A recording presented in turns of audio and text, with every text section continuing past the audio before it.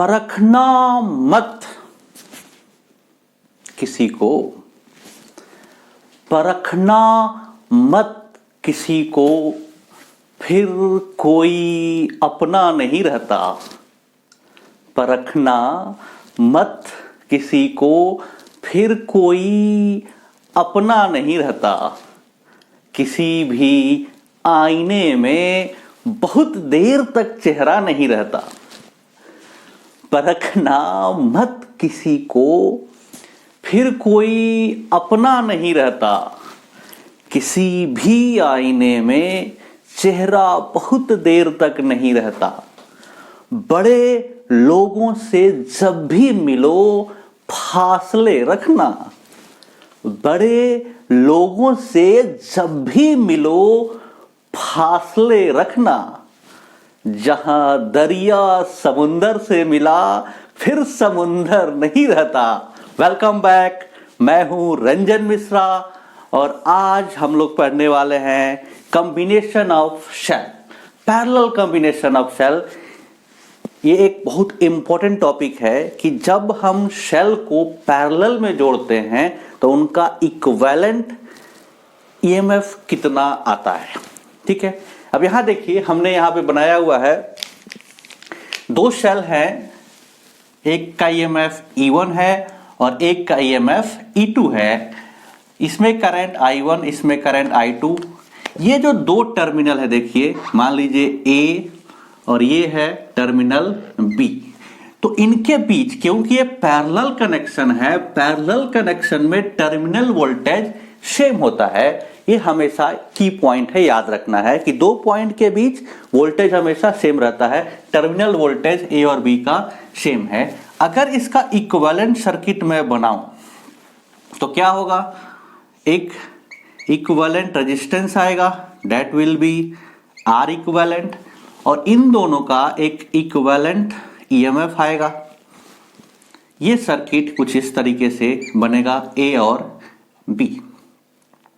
ठीक है, अगर इसका लिखना है टर्मिनल वोल्टेज तो क्या होगा, V इक्वल टू, ये मान लीजिए E इक्विवेलेंट है तो क्या होगा, E इक्विवेलेंट, और इसके अंदर करंट अगर I हो तो क्या होगा, minus I R equivalent.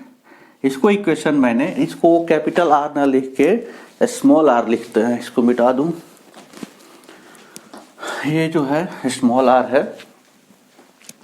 I R equivalent, इसको इक्वेशन नंबर 1 बोल दिया। ठीक है, अब देखिए केसीएल से इस वाले आर्म में I1 करंट है, इस वाले आर्म में I2 करंट है, तो केसीएल क्या कहता है कि total incoming current must be equal to total outgoing current. That means यहां से I गया होगा और I equal to I1 plus I2, तो क्या होगा, I must be equal to I1 plus I2। ठीक है, कोई कष्ट है नहीं है। अब देखिए इस पॉइंट पे इस टर्मिनल और इस टर्मिनल के बीच वोल्टेज क्या है, वोल्टेज है V। अब इस V को आप कैसे लिख सकते हैं, V will be E1 minus I1 R1। क्यों, केवीएल से ड्रॉप लगा दीजिए, दो पॉइंट पे आप ड्रॉप ले लीजिए, किरचॉफ के लॉ से आपका ये आ गया। अब यहां से देखिए I1 की वैल्यू क्या आएगी, I1 की वैल्यू आ जाएगी E1 minus V upon R1। देख लीजिए इधर आया फिर यहां से आ गया।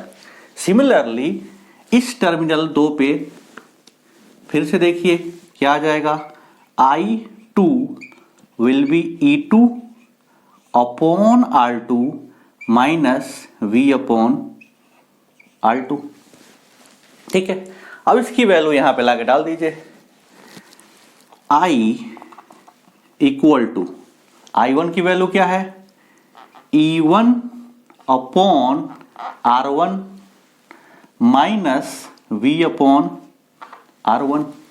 I2 की वैल्यू क्या है, E2 upon R2 minus V upon R2। ठीक है, इसको आगे देखिए, I यहां देखिए E1 अपॉन R1 और प्लस ये वाला टर्म E2 अपॉन R2 और ये क्या आ गया माइनस में V1 upon R1 plus 1 upon R2। ठीक है, अब यहां से देखिए, इसको इधर लेके आइए, इस पूरे टर्म को इधर लेके आइए और इस I को उधर लेके जाइए। ठीक है, तो क्या होगा, V1 upon R1 plus 1 upon R2 equal to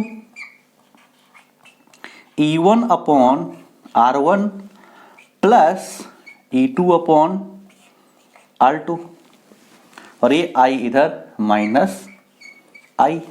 अब यहां से देखिए V की वैल्यू क्या आई, V की वैल्यू आ गई E1 upon R1 plus E2 upon R2 upon ये पूरा इधर डिवाइड में जाएगा तो 1 upon R1 plus 1 upon R2 minus इसके नीचे भी ये पूरा जाएगा तो I upon 1 upon R1 plus 1 upon R2।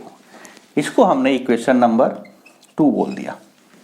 अब देखिए, कंपेयर करिए इक्वेशन 1 और इक्वेशन 2 को। यहां क्या है V, यहां भी क्या है V, यहां पे है E इक्विवेलेंट। तो देखिए यहां पे E इक्विवेलेंट की जगह पे ये पूरा का पूरा टर्म जो है ये E इक्विवेलेंट की जगह पे है और फिर I, तो I है और R इक्विवेलेंट की जगह पे क्या है 1 upon R1 plus 1 upon R2। ठीक है, तो लिख दीजिए कंपेयरिंग इक्वेशन 1 एंड 2। तो क्या आ जाएगा यहां से E इक्विवेलेंट आ जाएगा हमारा E1 अपॉन R1, देख लो यहां पे E1 upon R1 plus E2 upon R2 upon 1 upon R1 plus 1 upon R2। ये देख लीजिए इक्विवेलेंट हमारा EMF आ गया। अब इंटरनल देखिए R अपॉन दिस है तो यहां पे क्या आ जाएगा, R इक्विवेलेंट इक्वल टू आ गया 1 upon R1 plus 1 upon R2। तो यहां से क्या लिख सकते हैं 1 upon R equivalent equal to 1 upon R1 plus 1 upon R2। ये हमारा इक्विवेलेंट इंटरनल रेजिस्टेंस आ गया और ये हमारा इंटरनल EMF आ गया। अब देखते हैं कि एक से दो से ज्यादा अगर सेल होंगे तब क्या होगा। ठीक है, उसको डिटेल में देख। अब देखते हैं कि जब दो से ज्यादा सेल होंगे तो क्या होगा। ठीक है, तो हमारा E इक्विवेलेंट क्या आ जाएगा, E इक्विवेलेंट क्या हो जाएगा E1 upon R1 E2 upon R2 plus E3 upon R3, कितना भी हो जाए, मान लो EN अपॉन RN अपॉन नीचे भी था क्या था 1 upon R1 1 upon R2 dot dot dot dot 1 upon RN। Similarly जो R इक्विवेलेंट हो जाएगा 1 अपॉन R इक्विवेलेंट क्या हो जाएगा 1 upon R1 1 upon R2 dot dot dot dot dot 1 upon RN। अब मान लीजिए कुछ देर के लिए कि अगर E1 E2 के इक्वल हो जाए, E3 सब इक्वल हो जाए सारे and that is equal to E हो जाए और सारे इंटरनल रेजिस्टेंस इक्वल हो जाए दैट इज RN R के इक्वल हो जाए। तो यहां से देखिए E इक्विवेलेंट क्या आएगा, फिर E इक्विवेलेंट क्या आ जाएगा E बाई R, फिर से E बाई R, फिर से E बाई R, कितने टाइम्स N टाइम्स अपॉन ये क्या आ जाएगा 1 अपॉन R, फिर 1/r, फिर 1/r, कितने टाइम्स? n times. अब ये e/r कितना हो गया? n e/r, और यहां से क्या हो गया? n/r। ठीक है, तो यहां से देखिए आ क्या गया, n से ये देखिए ऐसे है पूरा, n से n कट गया, r से r कट गया, किसके इक्विवेलेंट आ गया? e के इक्विवेलेंट आ गया। दैट मीन्स अगर इक्वल ईएमएफ के कितने भी सेल जोड़ दीजिए तो उसका इक्विवेलेंट ईएमएफ कितना आएगा? E आएगा। इक्विवेलेंट रेजिस्टेंस कितना आएगा? देखो यहां से सारे अगर आर आर आर हो जाते तो ये क्या हो जाता? 1/r equivalent equal to 1/r 1/r 1/r n/r हो जाता, और फिर यहां से r इक्विवेलेंट कितना हो जाता? r/n। ठीक है, दैट मीन्स अगर इक्वल ईएमएफ के बहुत सारे सेल जोड़ देंगे तो E इक्विवेलेंट कितना आ जाएगा? E आ जाएगा, और R इक्विवेलेंट कितना आ जाएगा? R/n आ जाएगा। ठीक है, ये हमारा कहानी था। अब यहां देखिए हमने क्या किया, बहुत सारे सेल जोड़ दिए, सबका ईएमएफ E है, E है, E है, E है। ठीक है, सबका ईएमएफ E है, सबका इंटरनल रेजिस्टेंस भी R है, R है, R है, उसमें एक एक्सटर्नल रेजिस्टेंस जोड़ा, तो क्या इस सर्किट को फिर मैं ऐसे लिख सकता हूं, सारे ईएमएफ के बदले इसका सब ई था, तो सब ई था तो इक्विवेलेंट कितना आया था? ई आया था। दैट मींस सबके बदले केवल एक ही सेल होगा और जिसका ईएमएफ कितना होगा? ई, और इन सबके बदले एक ही इंटरनल रेजिस्टेंस होगा जिसकी वैल्यू क्या होगी? R/n। ठीक है, और यहां से एक एक्सटर्नल रेजिस्टेंस जुड़ा है, देख लीजिए R। अगर इसमें करंट I है तो केवीएल लगाइए, केवीएल से यहां से I की वैल्यू क्या आ जाएगी? देख लीजिए, लगा के देख लीजिए सीधे क्या होगा? E minus I R/n minus IR equal to 0। ठीक है, तो यहां से I की वैल्यू क्या आ गई? It will be E upon क्या हो जाएगा? R plus R/n। ये हमारा इक्विवेलेंट आ गया, देख लीजिए। अब यहां से हम लोग थोड़ा सा एनालिसिस करते हैं कि कब प्रीफर करेंगे और कब प्रीफर नहीं करेंगे पैरेलल कॉम्बिनेशन। ठीक है, करंट जब ज्यादा होगा तो प्रीफर करेंगे, करंट ज्यादा नहीं होगा तो प्रीफर नहीं करेंगे हम। ठीक है, अब देखिए फर्स्ट केस, अगर R बहुत ज्यादा हो जाए, अगर R बहुत ज्यादा हो जाए R/n से, तो ये नेगलेक्ट हो जाएगा और फिर I क्या हो जाएगा? E/r। ठीक है, सेकंड देखिए कि अगर R/n बहुत ज्यादा हो जाए R से, तो फिर ये नेगलेक्ट हो जाएगा।